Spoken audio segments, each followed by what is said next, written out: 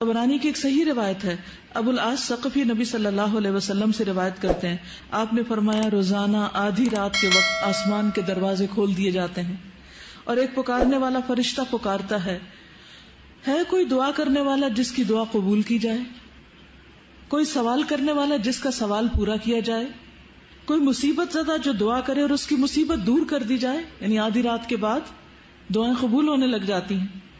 اللہ عز و جل ہر دعا کرنے والے مسلمان کی دعا قبول فرماتا ہے سوائے زانیہ کے جو اپنی شرمگاہ کے ذریعے غیر مرد کو سیراب کرتی. زانیہ عورت جو مرد کا دل بہلاتی ہے زنا کے ذریعے، اس کی دعا نہیں قبول ہوتی. پھر زنا کرنے والے لوگ خود اپنے آپ کو اللہ کے عذاب کا مستحق بنا لیتے ہیں.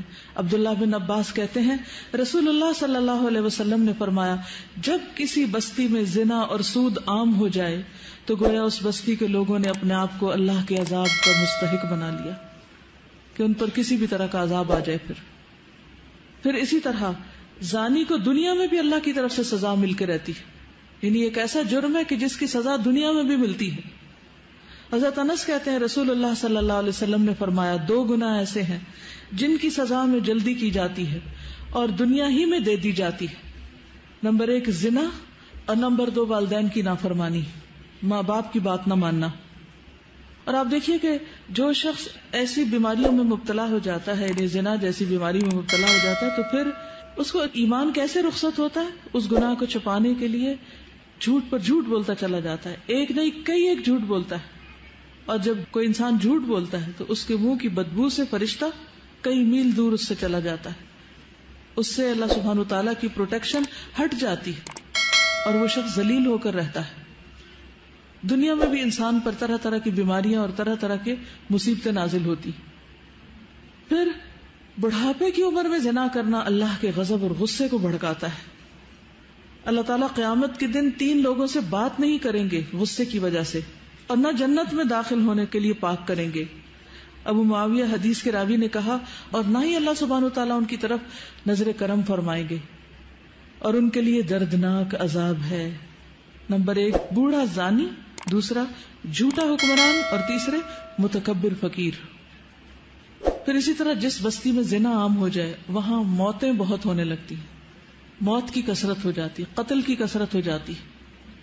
پھر اسی طرح کسی بھی غیر حاضر شخص کی بیوی سے زنا کرنے والے شخص پر اللہ تعالیٰ قیامت کے روز ایک سانپ مسلط کر دیں گے. یعنی کسی عورت کا شوہر کہیں گیا ہوا ہے اور ظاہر ہے کہ ہسبینڈ کا یہ کام ہے کہ بیوی کو پروٹیکٹ کرے اور وہ اکیلی ہے، تو اس کو اکیلا پا کر کسی نے اس کے ساتھ اگر برائی کی تو ایسا شخص قیامت کے دن اس انجام سے دوچار ہوگا.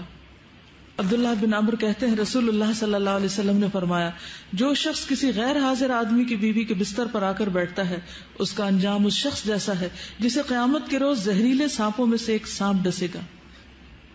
پھر ہمسائے کی بیوی سے زنا کرنے کا عذاب یا اس کی سزا کسی بھی دوسری عورت کے ساتھ زنا کرنے سے 10 گنا زیادہ ہے، کیونکہ ہمسایوں کا حق ہمسائیگی بھی پامال کیا گیا. حضرت مقداد بن اسود کہتے ہیں رسول اللہ صلی اللہ علیہ وسلم نے اپنے صحابہ سے دریافت فرمایا زنا کے بارے میں تمہارا کیا خیال ہے؟ صحابہ نے عرض کی زنا کو اللہ اور اس کے رسول نے حرام قرار دیا ہے، لہذا وہ قیامت تک حرام ہے. پھر آپ صلی اللہ علیہ وسلم نے صحابہ کرام سے فرمایا ایک آدمی اگر 10 عورتوں سے زنا کرے تو یہ گناہ اس سے کم ہے کہ آدمی اپنے ہمسائے کی بیوی سے زنا کرے. ہمسائے کی بیوی سے زنا ایک تو حق ہمسائیگی پامال ہوتا ہے، اس کے علاوہ کیا وجہ ہے کہ اس کو کیوں زیادہ برا کہا گیا؟ اعتماد کا رشتہ ہوتا ہے اور ساتھ ساتھ گھر ہوتے ہیں نا، تو سارے راز معلوم ہوتے ہیں کس دن کون اکیلا ہے، کون گھر میں ہے نہیں ہے. پھر اسی طرح تانک جھانک کے مواقع بھی ہوتے ہیں اور کئی طرح کی خرابیاں اس میں آ جاتی. کسی بھی وقت پیس آف مائنڈ نہیں رہتا، انسان ایک خوف کا شکار رہتا ہے. کیا آپ کو پتا ہے کہ آخرت میں ایسے شخص کا انجام کیا ہے؟ کسی کو معلوم ہے؟ جو دنیا میں زنا کرتا ہے قیامت کے دن اس کا انجام کیا ہے؟ شابش. سمرہ بن جندب نبی صلی اللہ علیہ وسلم کی حدیث روایت کرتے ہیں، آپ نے فرمایا کہ معراج کے موقع پر جب آپ نے جبریل سے پوچھا، اور ایک اور روایت آتی ہے کہ خواب میں آپ نے یہ دیکھا سب منظر، اور انبیاء کے خواب حقیقت ہوتے ہیں، سچے ہوتے ہیں. تو انہوں نے جبریل اور میکائیل سے پوچھا کہ جو مناظر آپ نے مجھے دکھائے ہیں ان میں سب سے پہلے جس شخص پر آپ کا گزر ہوا اس کے جبڑے نتنے اور آنکھیں گدی تک لوہے کے آلے سے چیری جا رہی تھی، تو یہ کون تھا؟ تو بتایا گیا یہ وہ شخص تھا جو صبح کے وقت گھر سے نکلتا، جھوٹی خبریں گھڑتا جو آنن فانن ساری دنیا میں پھیل جاتی، اور اب میڈیا کے ذریعے ایک جھوٹ پوری دنیا میں کروڑوں بار ملٹی پلائی ہو جاتا ہے، اور ننگے مرد اور عورتیں جو آپ نے تنور میں جلتے دیکھے، کتنا ٹائٹ ہوتا ہے، وہ زانی مرد اور عورتیں تھیں، یعنی دنیا میں زنا کرنے والے مرد اور عورتیں اس تنور کے اندر آگ میں جل رہے تھے۔ اور تیسرا شخص جو خون کی ندی میں غوطے کھا رہا تھا، جس کے منہ میں بار بار پتھر ڈالے جا رہے تھے، یہ وہ شخص تھا جو دنیا میں سود کھاتا تھا۔ تو آپ دیکھیے کہ یہ ایک ایسی بیماری ہے، ایک ایسی خرابی ہے کہ جس کو افسوس کے ساتھ کہنا پڑتا ہے کہ اس مسلمان معاشرے میں اب آزادی کے نام پر خرابی بھی نہیں سمجھا جاتا۔